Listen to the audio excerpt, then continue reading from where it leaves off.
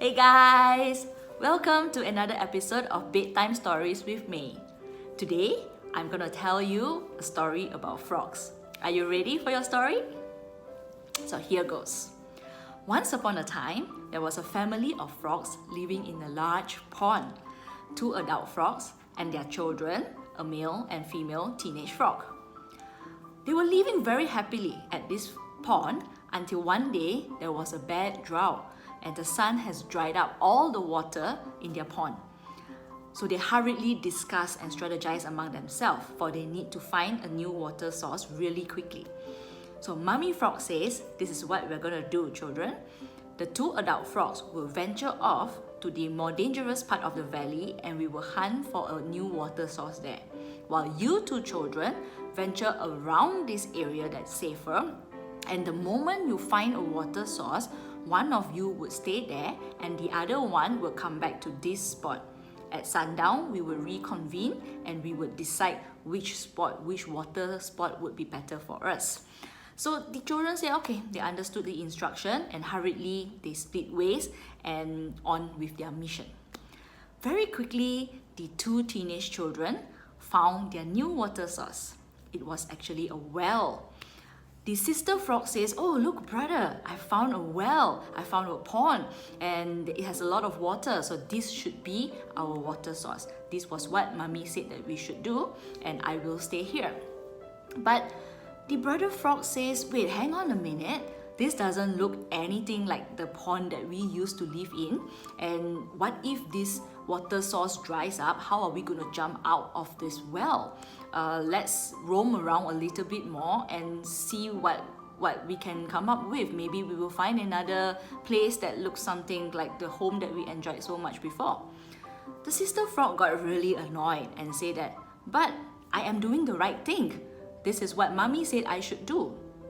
But the brother frog said, doing the right thing may not always be the right thing to do. And sister frog said, oh, you're confusing me, I am tired, I do not want to roam around anymore, and I think that I am following Mummy's instruction.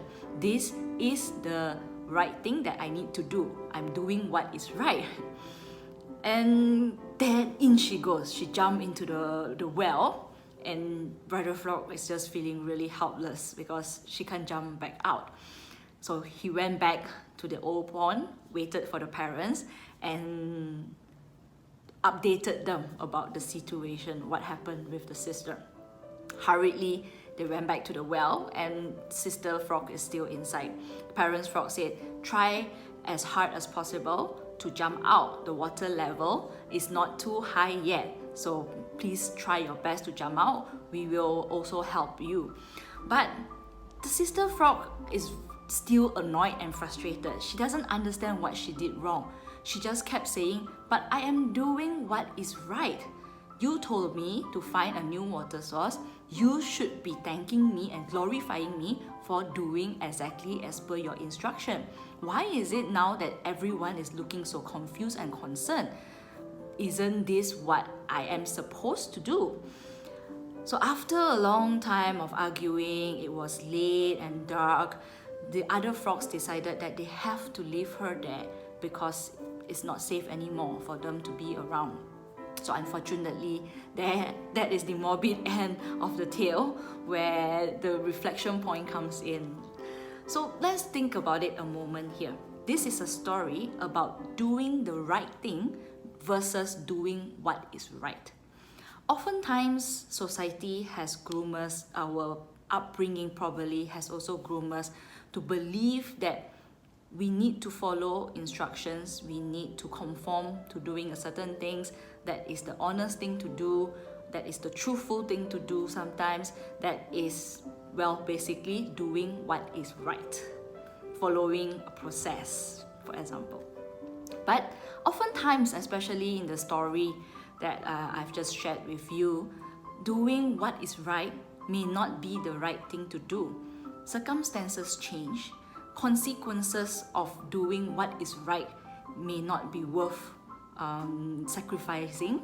And oftentimes as well, doing what is right is impermanent. The instruction at that point may be obsolete later.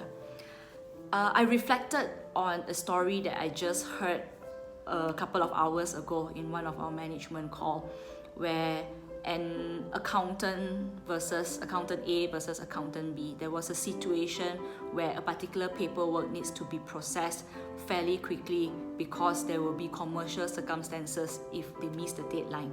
Accountant A would say, that's not the right thing to do. It's against my process. It's against my integrity to jump queue with your paperwork. It will just mess things up. I want to do what is right. And accountant B would say, hang on, but if this has commercial circumstances, and the right thing to do is to bypass the system, because this is a special incident.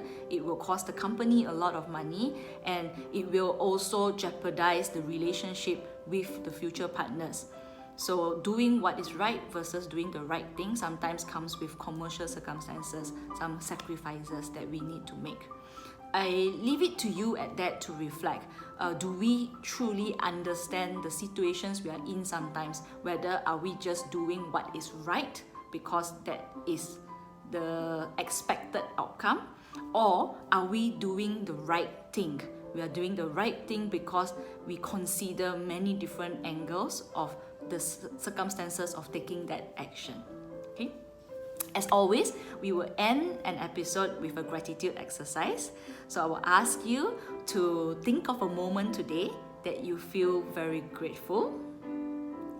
Okay? And think about the people associated with that particular moment. Got it? And then just say thanks. Thanks for having that moment. Despite whatever else that has happened today, you always have that moment that you're grateful for.